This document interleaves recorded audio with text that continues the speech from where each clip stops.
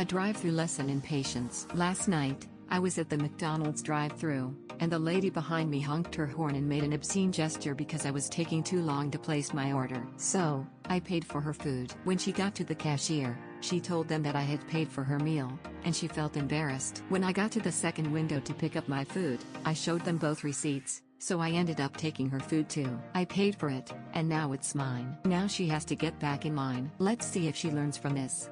Me eating apples bothers you? So I was just reminded of this one that I pulled back in gymnasium high school. I think different system. Every time it was time for a test, people would bring snacks. I loved the Granny Smith apples back then, the really hard and crunchy ones. So it turned out that there were some of my classmates taking issue with the noise during exams. Said that it was disturbing. Told me to consider if I could bring something else to eat instead. Being a reasonable guy, I said sure. Since I'm also a little bit unreasonable and got annoyed that I couldn't eat what I liked, I went for something that was both crunchy and smelly instead. So when the next test came around, I had found the largest yellow onion that I could find, which I proceeded to eat, apple style of course for maximum crunch. The whole room smelled like fresh chopped onions in the end. Sure, looking back it was probably a bit juvenile and kind of dickish, but nobody minded the apples afterwards thankfully. Raw onion is only tasty in moderation.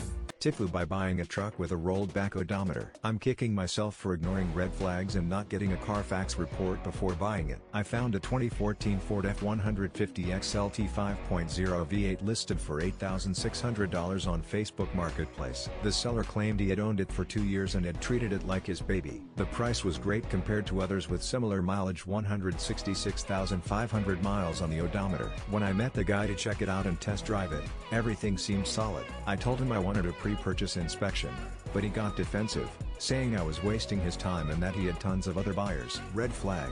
I know. He refused to let me take it for an inspection, even with a deposit, saying he didn't have time all week. Eventually, I decided to take the risk and bought it for $8,400 after negotiating. I have the title signed by him. After I got home, I ran a Carfax report out of curiosity, and that's when I saw it. The last recorded mileage was 254,713 just a few months ago. Almost 100,000 more miles than what the odometer shows. The guy only bought it last year in another state, not 2 years ago like he claimed. He even texted me after the sale, saying his brother is selling another F-150, which coincidentally has around 160k miles too. So now, I'm left with a truck that has way more miles than I thought. I plan to get the truck inspected tomorrow to confirm any tampering. I'm also considering filing complaints with the Texas DMV and NHTSA for odometer fraud. I know I messed up by skipping the inspection, but I don't want to let this dude get away with it easily. If anyone has advice on how to outplay this guy, I'm all ears. TL Drive.